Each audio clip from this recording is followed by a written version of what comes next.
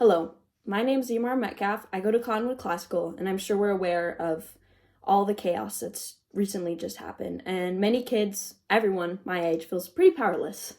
John Lewis said, "Never ever be afraid to make some noise and get in good trouble, necessary trouble."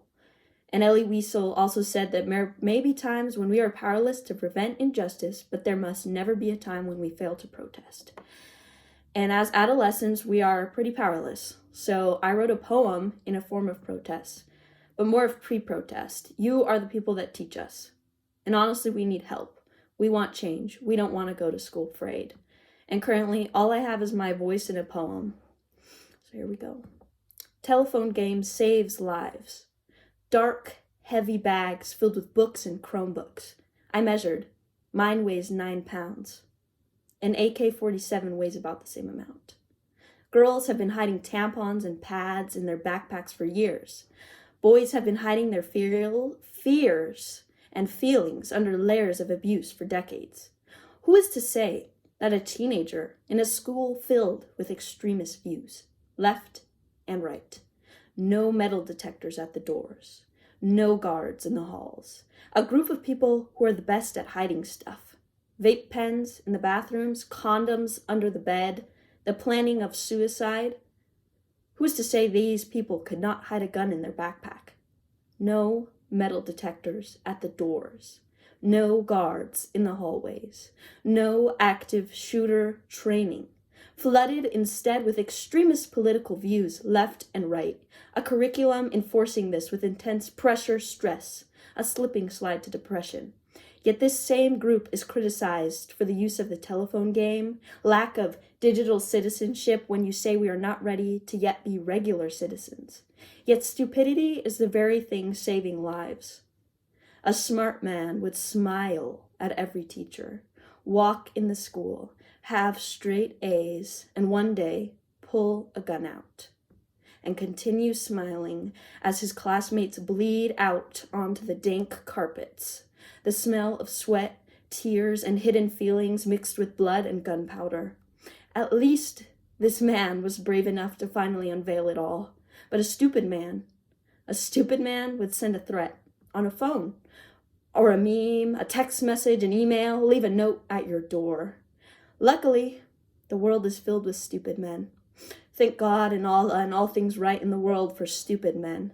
All men are created equal so that us, the most ignorant, stupid, reckless of men, may play the telephone game that saves lives.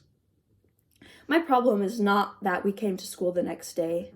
There's no reason to panic. If I go to school in America, I have accepted my chances of a classmate pulling a gun out and shooting me in the gut. By the time my papa finds my body, I'll be dead. He will likely die at the same time in the storm, same dark red pool of blood. The shooter will likely be drowning in the same warm pool of blood. Don't act like my words are here to haunt you. They are just words, right? Just memes, just intentions. My intention is not to cause panic, not to hurt anyone. They're a warning. That these concepts, these ideas to kill people, are spreading like the wildfires of northern New Mexico. Our only line of defense is the telephone game. A baby is brought into this world in as quick as 4 hours. The telephone game takes just about as much time. A gunshot takes 0.1 seconds to pull the trigger, likely the same amount to hit a child, and less than the drive it takes my mama to get me to school, for that child to bleed out. And the crazy thing is, it's not that hard. Courtrooms check your bags. Rio Grande High School checks your bags. Every concert checks your bags. Metal detectors line the airports. But you, old white man, believe in efficiency over safety. Osama bin Laden grinned over that fact. 2,996 people died. Miguel Cardona seemingly has too. Imminent threat assessment is logic-based, comprehensive, just about the opposite of a human hunter of children's flesh and bones. I do not care that there was a threat. I care that I go to school with extremist views, harboring violence. I go to school with a stressful curriculum, harboring violence.